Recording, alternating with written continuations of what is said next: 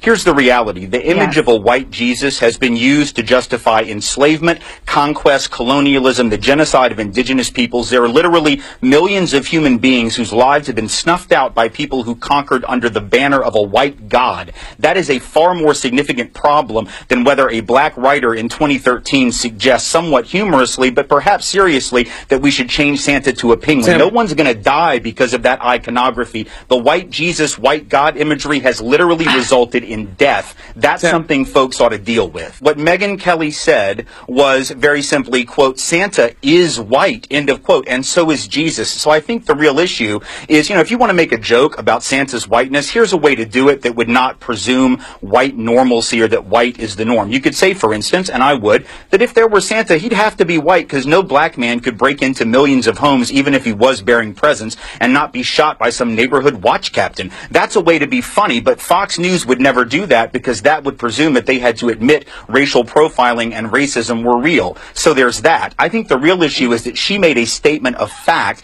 not for her own opinion, but fact. There's a difference between believing in Santa and believing in Jesus or the Buddha. Buddha did not come from Kansas. Jesus was not born in a manger in central Pennsylvania. He was a man of color, and the fact that we have represented him for centuries, literally as a white man, speaks to the entire history of white supremacy. We can act like it didn't happen. We can make it the punchline of a joke, but the reality is this iconography, Jesus more so than Santa, I agree with Mel here, Jesus more so than Santa is a real problem. There's a reason we've represented these icons as white. It's not a coincidence that we've done that. Okay. Do you think there's something inherently wrong? I understand you're saying that a white Jesus has been used to do horrible things, but here's the difference, and Reza is right.